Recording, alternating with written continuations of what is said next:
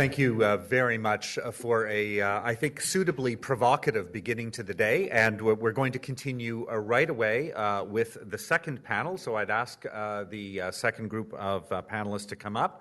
And this will be a panel that will focus on issues around religion, culture, and social pluralism. We'll change the name tag, so everybody come on up. Thank you. Good morning.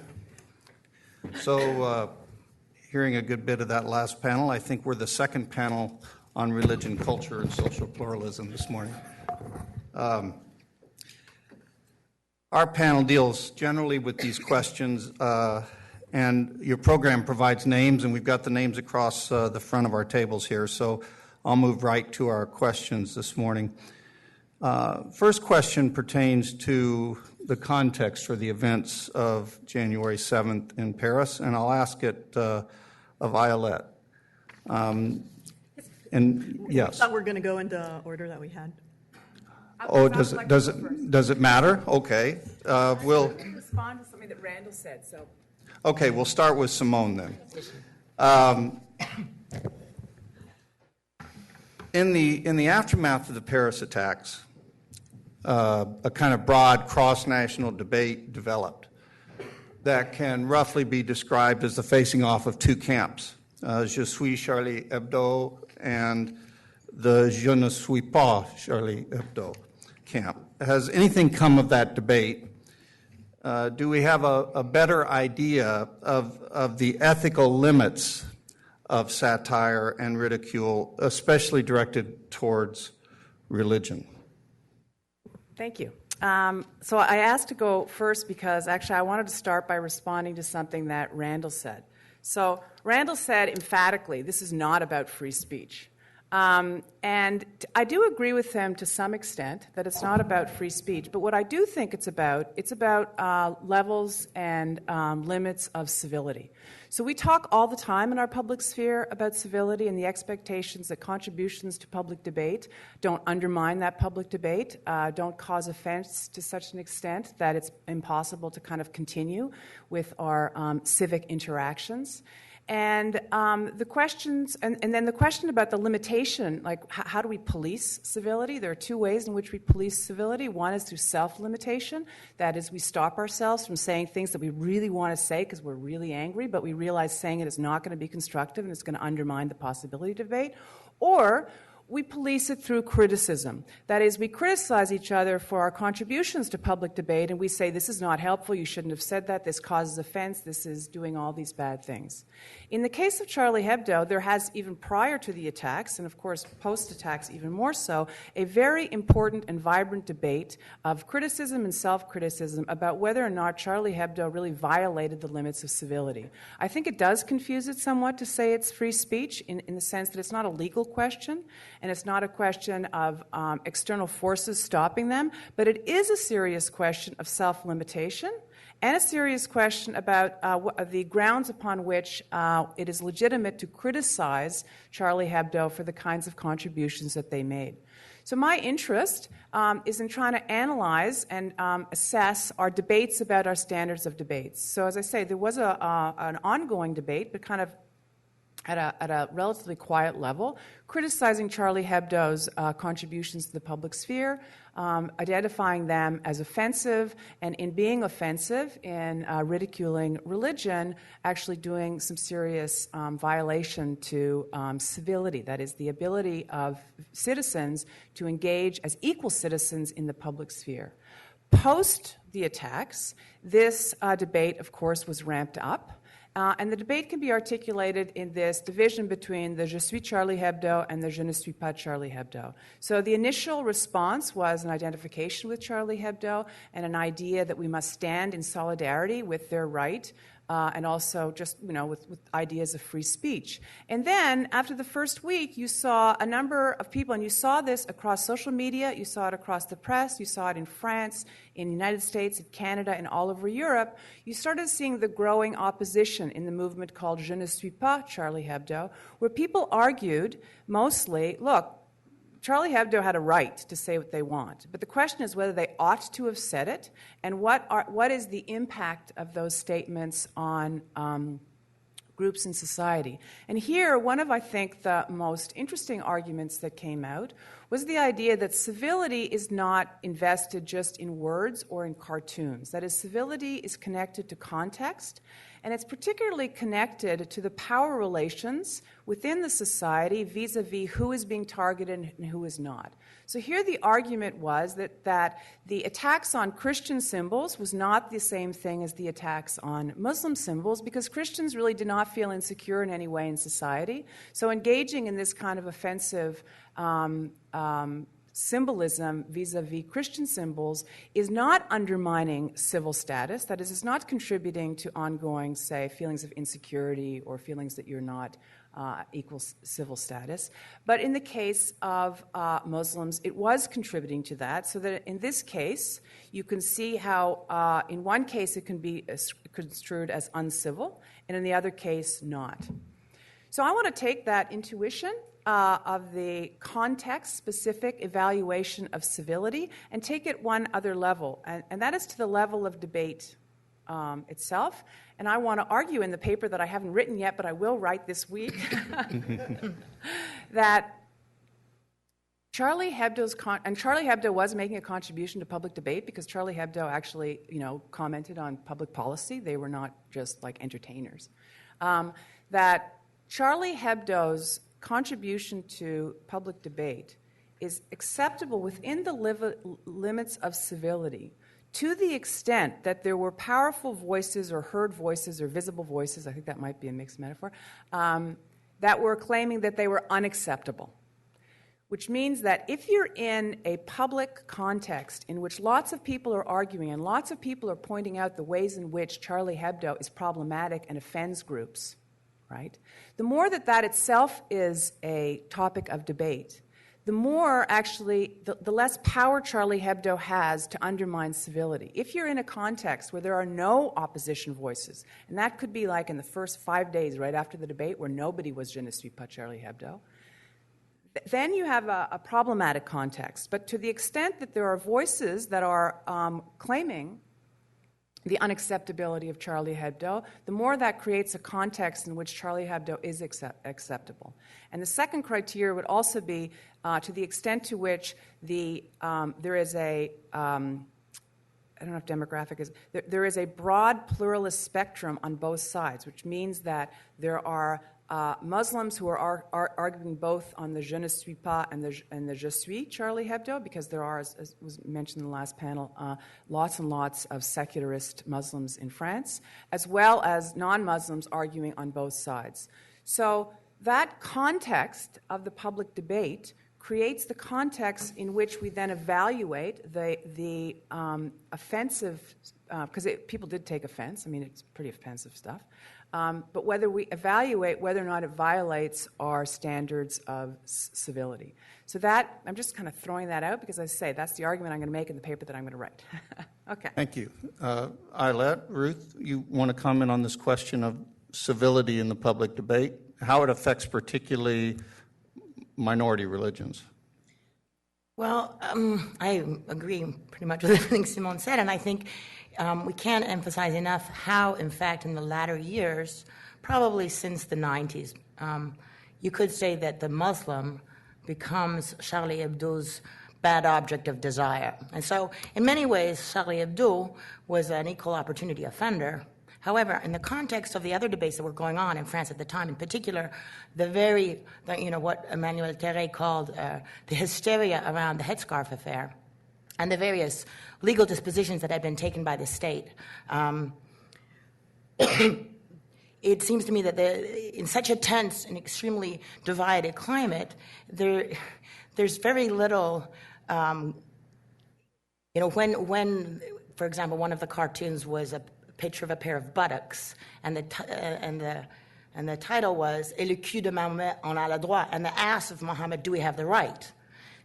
So it's very hard to see how this could be assimilated to any kind of political critique whatsoever. But certainly it's, the argument that they are responding to a kind of terrorist or radical Islamic threat cannot be borne out by that kind of provocation. Is Muhammad his ass or his face or any part of him anything to do with contemporary? Is he a terrorist? Is making those, are those kinds of provocations really engaged in something that would be constructive of debate? Or are they just kind of, throwing a bone to kind of a beer-swilling Front National public and kind of giving a leftist pendant to the kind of frank cultural racism that has been vehicled by a kind of populist right in France since, well before the 80s. But so I think in many ways those kinds of interventions on the one hand were provocation for the pure sake of it, on the backs of those parts of the French population who were the most excluded, the most, both politically but economically and socially. And if journalism is supposedly, the purpose would be to affliger les nantis et conforter les démunis. So in other words, to afflict the people who are well off and to comfort those people who are, as it were, society's victims, then it's done the absolute opposite. And it really comforts a kind of French Parisian elite idea, both right and left as well, about what the idea of France is. And finally, I think it's kind of like the Daily Mail's page 3 girl. It sells copy, and they were in a very difficult financial straits at the time. So for all of those reasons, I think it was precisely very destructive of any kind of possible civil and democratic debate, rather than any kind of defense of free speech, really. So I know you agree with me, but I don't think I agree with you. No, I know. Because, so first of all, I have a somewhat different assessment of Charlie Hebdo. I mean, that I do think that that at the core they thought that they were that they were standing for radical secularists, and their vehicle was the ridicule of religion. So, that's what they thought, I think they were doing. Whether or not Charlie Hebdo's themselves made a significant, important qualitative contribution to public debate, I do think the debate about that debate is a very good debate. That is, I think that us talking about what are the limits of Charlie Hebdo, the whole debate about thinking through what we think is acceptable and offensive, whether or not we can draw this line between, because it is drawn in France, between ridiculing religion versus groups, that is, articulating hatred towards groups versus whether we can draw that line. This is a very good and important debate. And the first week wasn't so good, but since the first week, there has been a really substantial debate across all sorts of sectors about this, and I think we do know more about where we draw the limits and how we draw the limits and the difference between civility and free speech. So I actually have thought it was a good debate. I mean, the occasion of it is horrible, and I wish we, in a sense, weren't having it for that reason, but otherwise I do think it was a good substantive contribution. Ayelet, could you comment a bit about the question of the legal rights compared to the notion of civility in public debate? Sure, I'd be happy to. I'm actually sympathetic to Simone's idea, but I think 2 points. The multiplicity of voices is hard to disagree with, but I think the term civility, I would be extremely cautious about using it, just because it could be turned in so many different ways. So maybe you just need a better term to capture what you're thinking about, because, just to give you a legal debate we have had in Ontario, actually, about civility of lawyers, the only people who were targeted were actually never the downtown powerful lawyers. It's always some out-of-town, very, very distant person. So you could just turn around, even not the intention that you have exactly the reverse intention of inclusion of the less powerful voices, but just that term could be turned around in a way that could be actually restrictive, which I think is not at all what you were thinking about. In terms of the broader debate, what are the limits of free speech? Obviously, that's part of a very, very large discussion that we have had since these attacks. I do hold the position that not everything should be said, that there are some limits. How to define them is, of course, the $1 million question. I think there is discussion about the harm principle. What kind of content would we give to that? I would also take the context of France, which is quite different than the context, say, of Canada or the United States. And actually, each country has its own history, its own legacy in terms of what's spoken and what is not. But I would take into account, and that's also going to be part of my own comments, I think part of the complexity that we have in terms of the legal regulation is that we can work with very nice abstract principles. But the complexity arises in the moment of implementation or application. How do we bring in the context of being a member of a minority community or being harmed by a particular, say, religious speech or critique of a religious symbol? There are actually some countries that have an offense that's called offense to religious feelings. It's a specific offense. So maybe that's something that has to be considered. But then again, I would want to have a very different context of application for a member of a majority versus a member of the minority, and I think it actually tracks your intuition. If someone is criticizing the Catholic Church in France, no one is really challenging the inclusion or the belonging of anyone who's a member of the Catholic faith in France. But it's not necessarily true if you're attacking someone who belongs to a minority community. So that's our difficulty. How do we bring that into the analysis in a way that's coherent, that we have some predictability, that we have some sense of consistency? Well, as you know, probably, in 2006, Muslim communities brought a case against Charlie Hebdo for hate speech. Directed toward the Muslim communities and lost that case. So I guess a broader question takes us back to perhaps you, Ayelet, to address this whole notion of France's citizenship regime, and particularly how it attempts legally to regulate the relationship between state and religion, as every major modern nation tries to do in some way or another. But in particular, I suppose we're asking about the implications of this principle of secularism, laïcité, for implications for religious minorities particularly. You mentioned the difference between being Catholic and being Muslim in France, significant difference in how these regulations might affect the community. So could you say something about that? And I have 2 minutes. We could write 3 books about this, but easily, sure. So let's sort of first step back and just say good morning to all of you, because I have not done so, and to say bonjour for the French speakers. Shalom, assalamu alaikum. It's really a pleasure to be here, and I want to thank Ed and Stephen for putting this together on such a tight schedule and marching us through it so well. And I also want to begin on a personal note. I've spent a good number of years in Israel, and unfortunately have witnessed the terrible costs of terrorism, by which I mean just the trepidation, the uncertainty, the sense that you could be the next victim, that you just might be at the wrong place at the wrong time, entering a bus, fearing that it would blow up, just the alert that you feel anytime that you go out to the public sphere. So in that sense, I really have the people of France and Paris have my full sympathy and empathy and solidarity. So I want to have that out there. My comments, however, are going to be based on my professional experience, which is really studying citizenship and immigration and multiculturalism from a comparative legal perspective. And I think it's really quite relevant for the question that Mark has just asked me. That is, how can we connect notions of citizenship and conceptions of religion and state to the question that we have in front of us. So let me just provide 2 points, and hopefully I could get back to them later on in the discussion.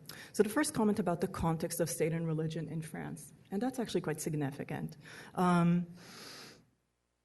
For sure, many in the room would know that France has one of the most strict models of separation of state from religion, the principle of laïcité, of secularism.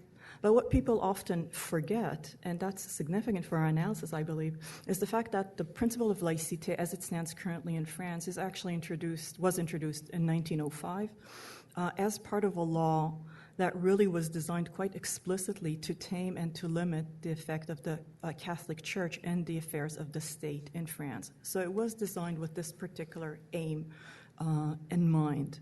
So really to target or to address concerns about the overpower of the church in the public affairs in France. Now, when we fast forward to today, more than 100 years later, we're working with the same framework. So we have a very unapologetic, very explicit, very strong principle of secularism, what actually one of my colleagues, Patrick Macklin, once called a very fittingly militant secularism. And it translates legally into the concept of the neutrality of the state, neutrality being the sense that you cannot have any religious marker, any marker of what's referred to as differences or as sectarianism is prohibited. So that's the context in which we are operating. Again, coming back to us from a very different tradition. Now, what is complicated and I think deeply under-resolved now in France is the fact that they're working with this model, which is very familiar to them, and people have a very vested interest in maintaining it. But it's applied now in a very different context. It's applied in relation to minority communities, which are, by definition, more vulnerable, more marginalized. Their basic inclusion, as we have heard in the previous panel, is exactly the thing which is at stake. Are these people French? Are they fully members? And just to give you, of course, the most familiar examples, which, again, hopefully everyone in the room is familiar with, the first one is the regulation of the hijab. 2004, a law that banned any religious symbols in public schools, which I think received a lot of criticism. It seems very foreign to us in North America, but I think in the debates, as they have evolved since, actually that law, if there's any one law that could be justifiable on French grounds, it's probably that one. What happens later on is actually, I think, much more disturbing. So we have in 2010 a law that criminalizes wearing not the headscarf but the face scarf, the niqab, which in France is actually referred to wrongly as the burqa, confusing things even more. But just to give you a sense, criminalizing an offense, taking the power of the state to criminalize an act here, an expression of a religious identity, which was known at the time when this was enacted that it could affect a very, very tiny, tiny, tiny minority within the Muslim minority in France.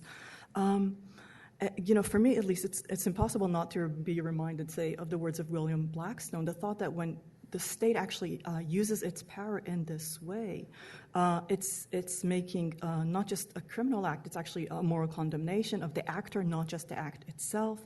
It's a way of saying that it's an offense to the whole community and to collective values. So this is a very, very powerful exercise of state authority, again, vis-a-vis individuals who by definition are not in the mainstream, are definitely not, as if we compare this to earlier, are not members of the, not institutional players of the Catholic Church, for example. So just using that same framework and applying it in such a different context, I think, is problematic. And I just want to give you two quotes, and then I'll close, and we could speak about the citizenship context more broadly later on. But the loss of context here is very significant as a legal matter, and I just want to give you two quotes, because if we were to take this notion of context and bring it into our Canadian example or Canadian knowledge in our constitutional law, our Supreme Court loves to do what it calls a contextual analysis, and I think it's right to do so. That is, instead of just operating at a very abstract level of conflict, say religious freedom versus gender equality or other kinds of abstracted principles, what our court likes to do is to do a very contextual, specific, frequently almost microscopic, case-by-case kind of an analysis, which requires you to take into account the specific circumstances of the individual, of the actor, and the reason why the legal claim arises. So I'll just give you a quote from one of our most famous cases, Big M. It's one of the most important post-charter religious freedom cases, where the Supreme Court struck down the Lord's Day Act. And I just want you to hear the language and to see how different it is from the kind of French debate that we're having now. So here's the direct quote from the court. What may appear good and true to a majoritarian religious group or to the state acting at their behest may not be imposed upon citizens who take a contrary view. The Charter safeguards religious minorities, note the emphasis, from the threat of the tyranny of the majority. So here the court is absolutely bringing context into account. They cannot have their analysis unless they take into account the power differences, the context of being a member of a minority community rather than a majority community, because otherwise they cannot frame the argument or cannot explain why they're, at the end of the day, deciding to strike down the Lord's Day Act, which is representative of a majority religious community or communities.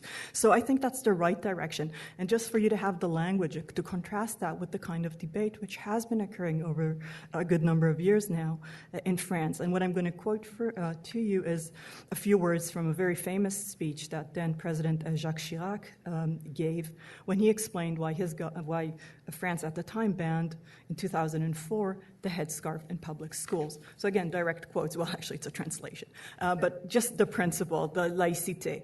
What is at stake?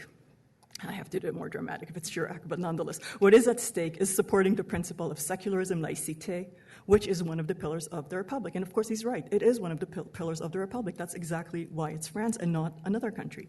Then he goes on to say the law protects our schools from breaking down along ethnic lines. Now, this is fascinating. Religiosity is not mentioned at all in his statement. So all of a sudden, we've slided from religion to ethnicity.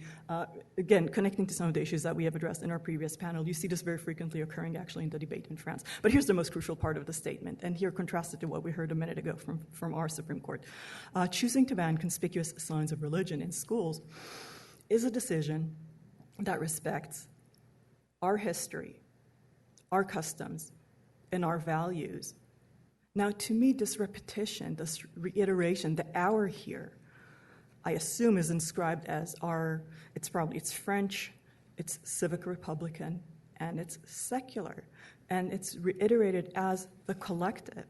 Now, it probably requires very little imagination to the people who have heard this speech in France to fill in the blanks. That is, who would or what would constitute their history, their customs, and their values. So I think there's just this construction of differences, the construction of the other, and of course, as many commentators have observed, here, especially after the Paris attacks, and it's probably the worst time to actually have this conversation. This is why, in a way, I admire what Simone wants to say. It's actually a good opportunity, but of course, it's also a difficult opportunity because fear is operating here. But I want to suggest that what we've seen, actually, members of the majority community now, is use precisely this language, our history, our tradition, our values, and seek protection for that as the endangered or the threatened collective identity. In fact, using the term of the cultural defense, which was developed to protect minorities, but now using it to protect the majority. So this is all reversed in a very, very difficult way, and I want to suggest that it's not going to be easy. So here I'm not as pessimistic as Muhammad, but I think it's going to be very, very difficult to turn around these very, very deep assertions of who's at threat, and the sense once the majority feels that it is under threat, it is the majority. So it puts the minority at a very, very difficult position. So I have lots more to say, but enough for now. Looking at this question of the relation of the religious minorities compared to the perhaps religious majorities in France, also in Canada and the United States. I know in the United States, the 1991 Smith decision really shifted how you think about religious freedom, right?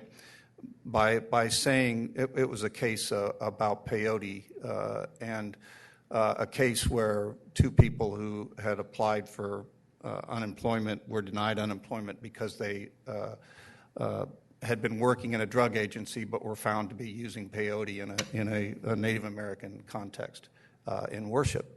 And so that court decision actually shifted religious freedom where it came to minorities by saying this principle of the generally applicable law. If a law was placed into law as a generally applicable law with no intent to be prejudiced against any religious group, then that generally applicable law applies across the board. And a person's religious practice can't negate the fact they'd come under that law.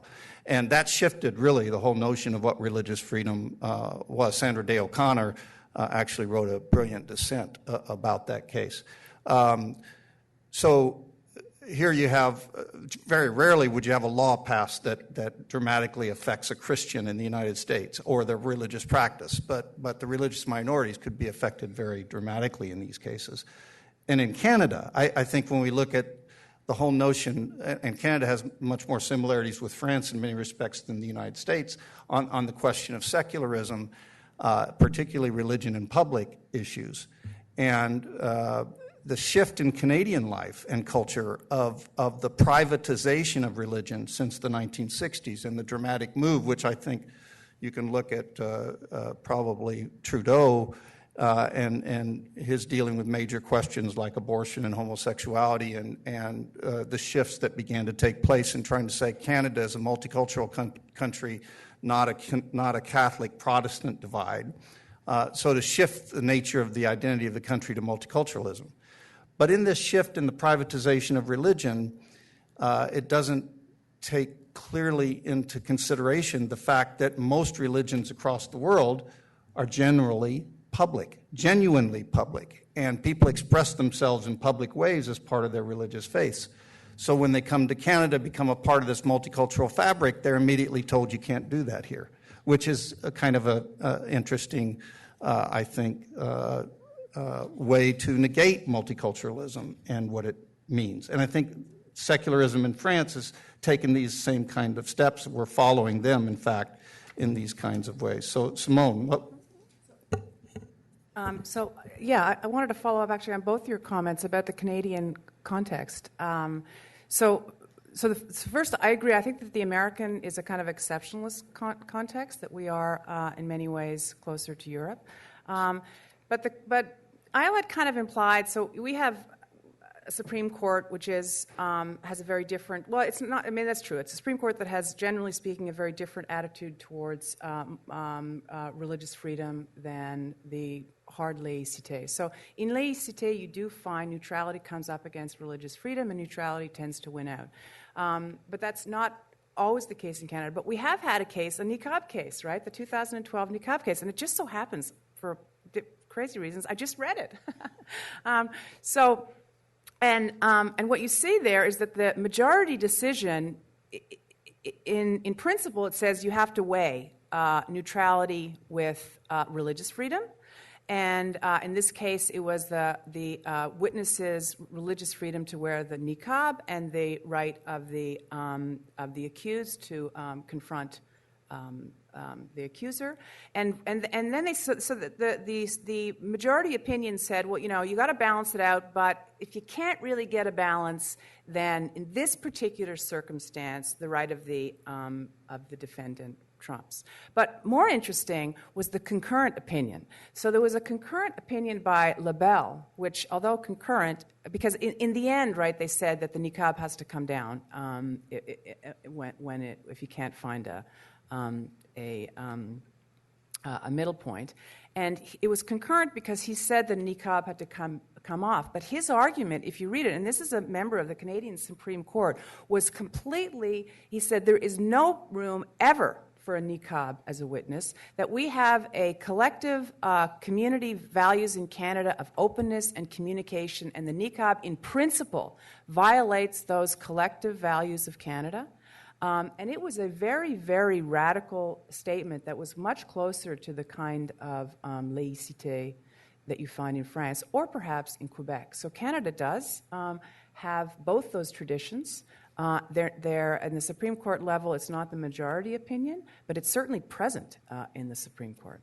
I think if you want me to respond, I actually agree. LaBelle is actually the most interesting decision there. It's also so interesting because he's the only one who actually cites Section 27, which is our commitment to multiculturalism in the Charter. So he uses it to say, well, these are the limits. So it's actually quite interesting that he's the only one who actually brings a principle which is supposed to be the enhancement and preservation of minority identities or Canadian, of the multiculturalism heritage of Canadians. So he's actually bringing it up and actually in order to say this is the limit. But I think various things. First of all, it's a minority opinion. I'm actually all in favor of having strong minorities because I totally disagree with him, but our system has multiple voices. We are not, we don't require the court to be unanimous and to speak in one voice. So it actually goes back to your earlier point. If you want to have a debate, you need to have a debate. That's one point. The majority balancing is what our court always does. You might not like where it ends, where it lands at the end, but that's what they do all the time. And I think also the dissent is very, very interesting, which is Justice Sabella, which is just as strong as LaBelle. So you have very, very strong opinions on the two sides, and then you have the court, the majority, sort of in the middle, trying to say we can't really. They're actually saying we can't go to the extremes. So it's a fascinating decision to begin with, and we could have a discussion about it, but. Comparatively, if we look at Canada versus, say, European courts and also the European Court of Human Rights, which is the most interesting court because it's a supranational court in Europe, I think on a comparative analysis, there's no chance that you could say that Canada is less accommodating than these other courts, and I've done that study, so I think I stand on very firm grounds saying it.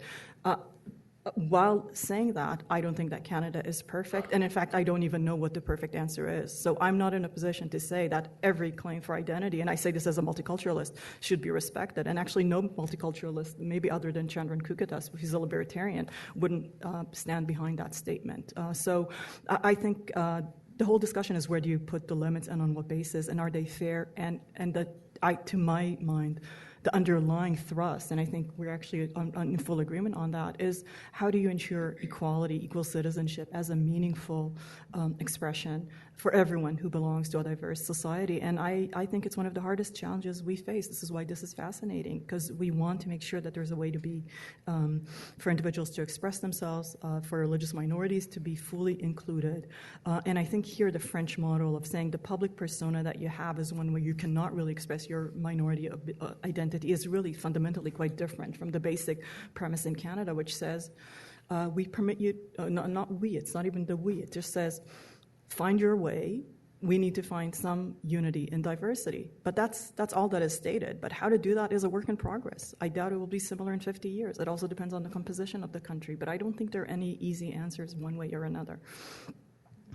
Let's shift to consideration of the particular context of France again with a question for Ruth.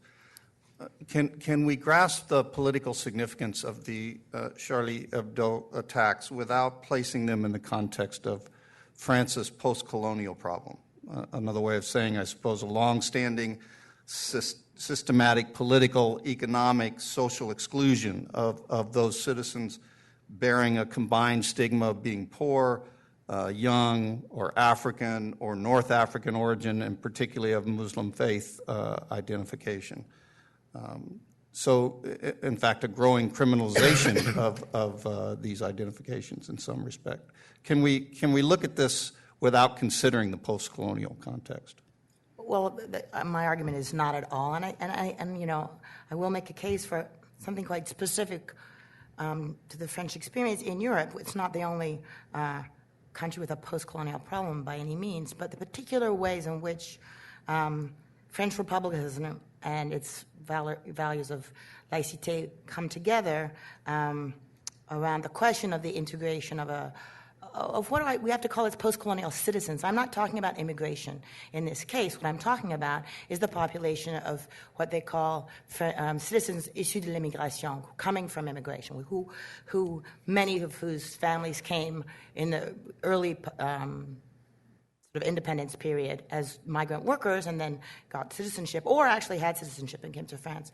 And basically the failure of the French Empire, which was extremely important to France's national identity in a way that perhaps quite different than that of Britain, and certainly not very different again than Germany, makes for a situation on the ground, a long-standing situation, the difficulty and a debate around the question or the problem of assimilation.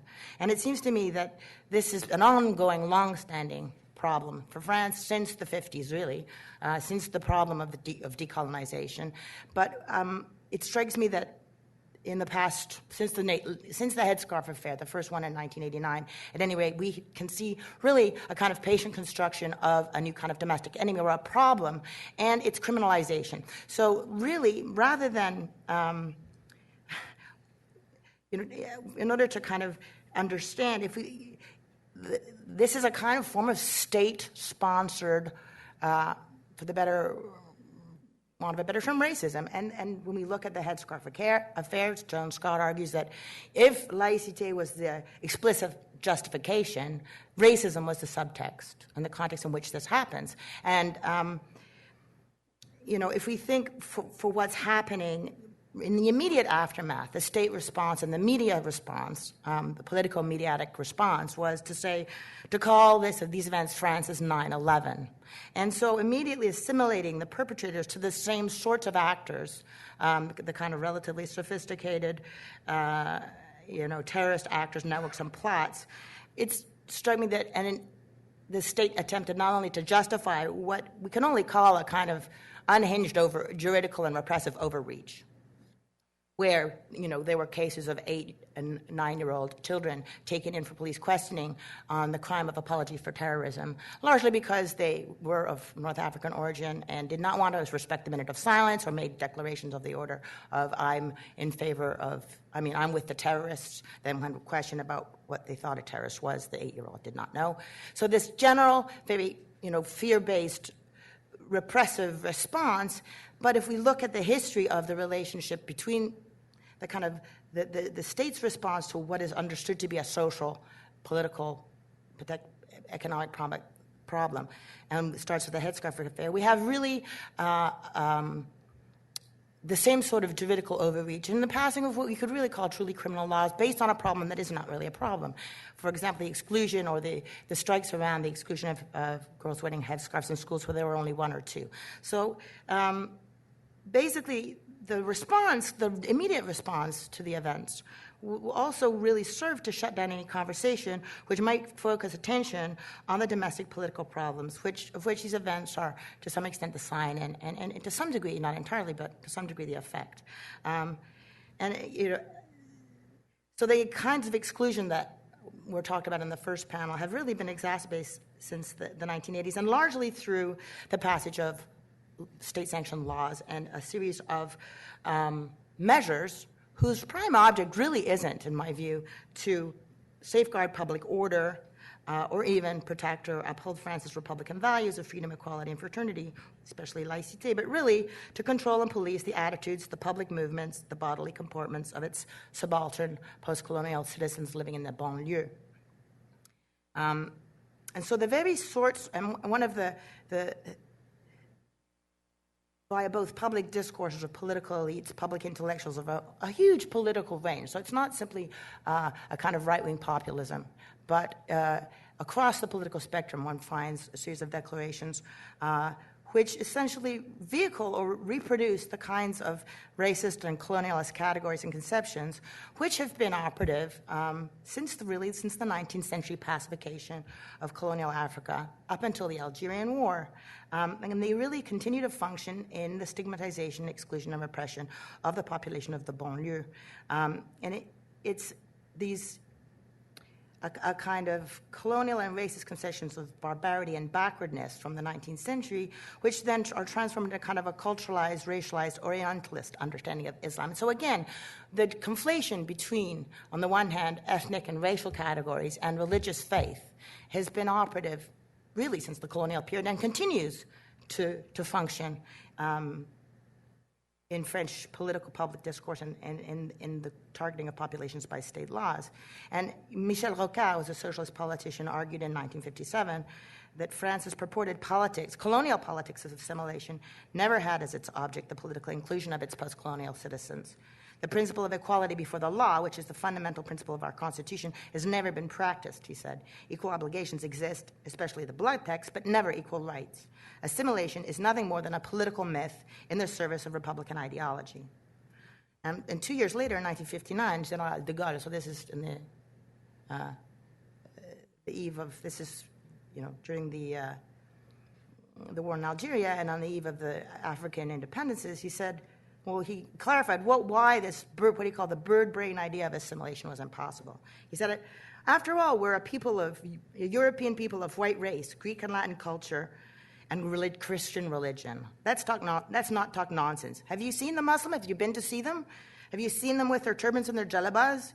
You can see perfectly well these are not French people. Those who support assimilation are bird brains, even if they're very learned. Try to mix oil and vinegar, shake the bottle. After a moment, they will separate again. Arabs are Arabs, the French are French.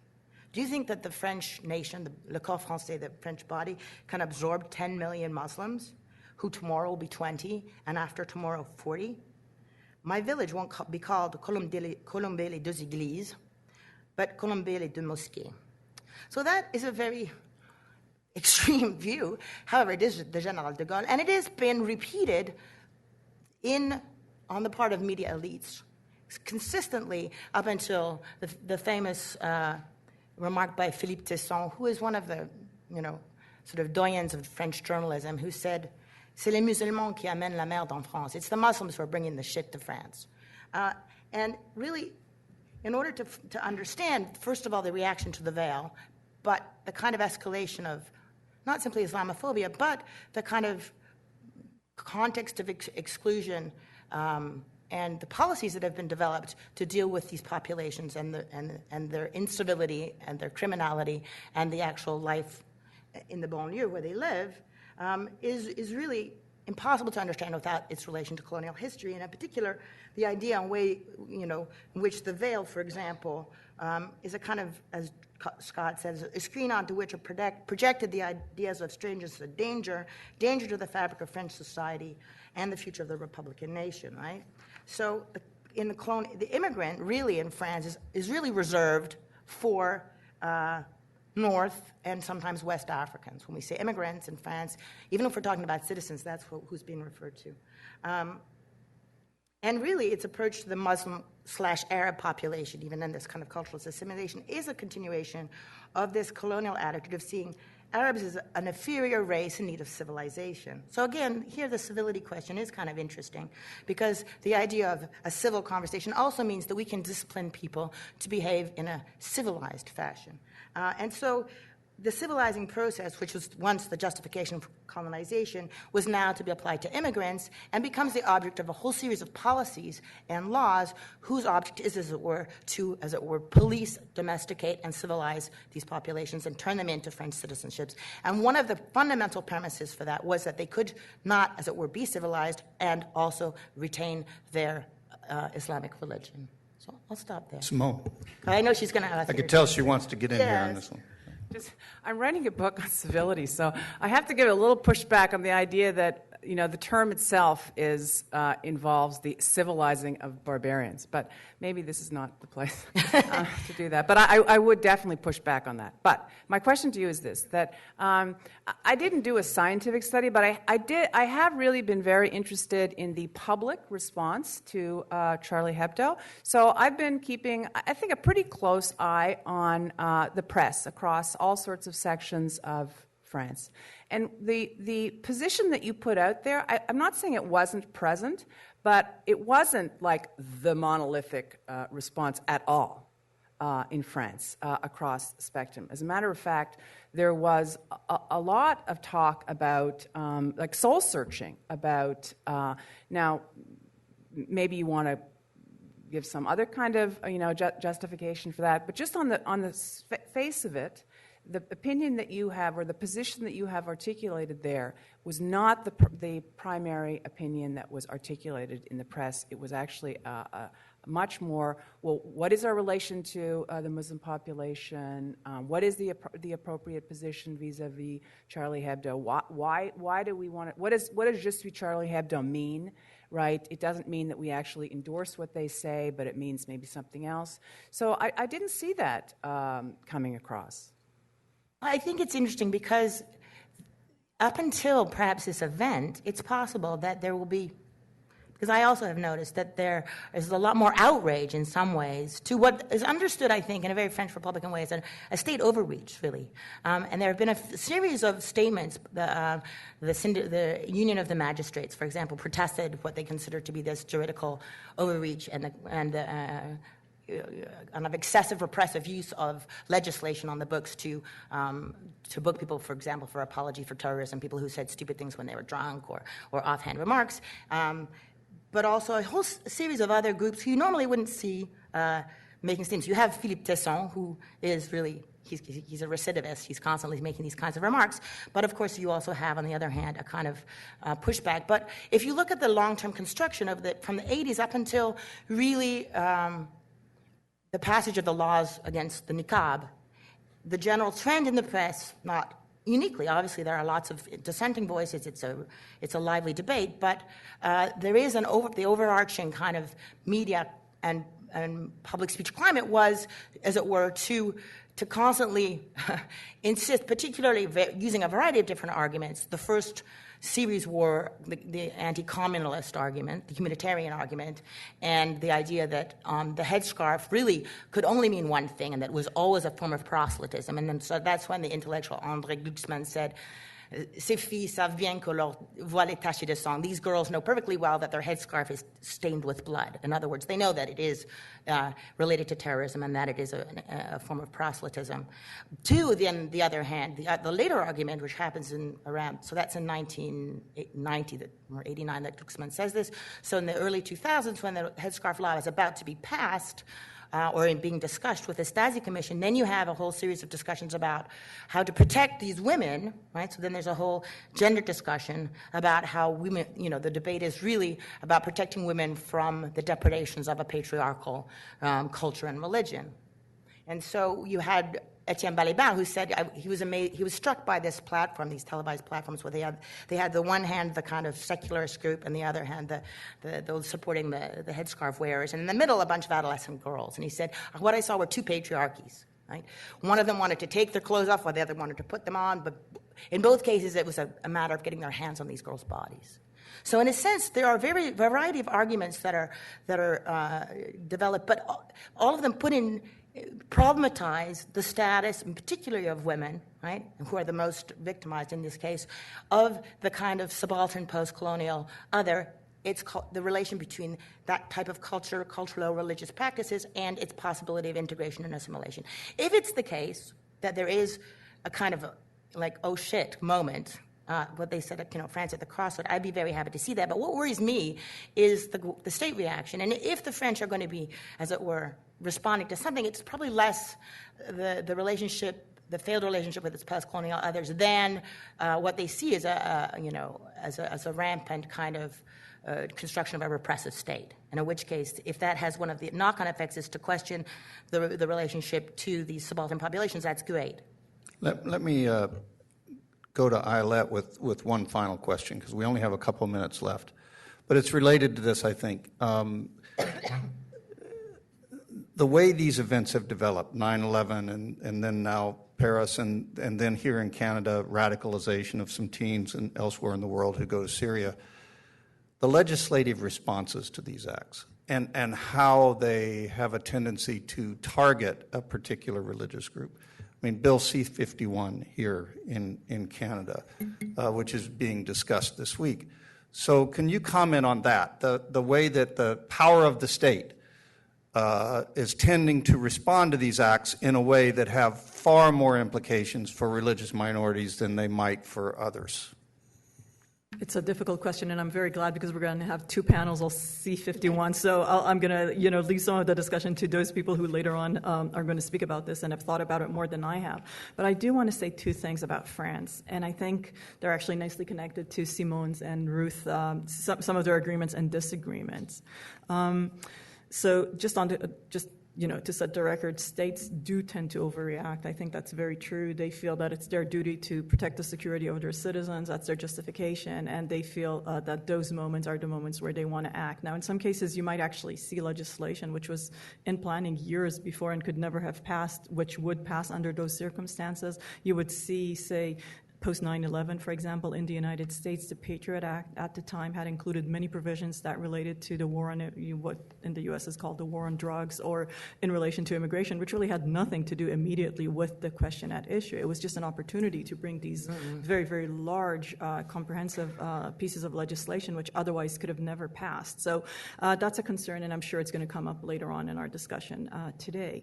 But on France and citizenship, I think the reason why the French have a real hard time is twofold. First of all, of course, their post-colonial history is a troubled one, and almost all countries that have this post-colonial history have a hard time really understanding how to deal with what was seen. They're the metropolis, and these are the others, and now they're here. How do we actually negotiate that? I think all, and partly also just going back to Randall's point earlier on about Britain. It's one of those struggles which you would imagine that now so many years have passed, but it's still an issue. But you would hope that there would be a moment where these issues are confronted. I think the other thing that makes it more difficult for France, and perhaps this shock moment, these kinds of discussions which are now occurring would be productive, is because in many ways the French model, or at least the French Republican model, as self-conceived and exported, is always the model of saying we are the country that has created equal citizenship. That's our legacy. That's what we pride ourselves. Now, whether or not the reality is such, it doesn't matter. But at the level of discussion and principle, this is the self-presentation of the French. They're for equality, they're for liberty, they're for solidarity. They invented this in the post-revolution era. So in some ways, precisely because the French model was so successful, it's going to be much more difficult for them to actually encounter their reality. Social exclusion in France is severe. It's not just on the axis of religiosity, it's also social exclusion in the sense of social deprivation, in the sense of poverty, in the sense of underemployment, lack of political representation. You have all these axes overlapping, which makes any kind of way of addressing social exclusion that much harder. It would have been easier if it had been just one axis. It's these multiplicity of axes that makes it very, very difficult. And so much is vested in saying symbolically it's a great model. model, that they would just have to confront the fact that they are no longer such a great model. They have some issues that they have to deal with. But just to close, I believe France will remain France. I don't believe it will become Canada. It will not become the United States. It will not become Algeria. It will be its own. It will have to struggle and find its own way of redefining itself. And shocks in that way are actually very, very productive. They will have to find a way, I believe, to acknowledge the fact that they do have very, very large minority populations, which might no longer adhere to whatever old model of assimilation that has existed. We have seen the same occur in Canada and in the United States and elsewhere. It's not an easy process, but if France wants to reinvent itself, as I believe it does, they would have to confront those issues. And if they want to uphold the promise of equal citizenship, then it's not just a promise. It's actually a real difficult job of making it a reality. That's what they have to work on. And it's a big agenda. Let them start it now. Well, with that, we'll have to close. So thank you very much for a very interesting discussion.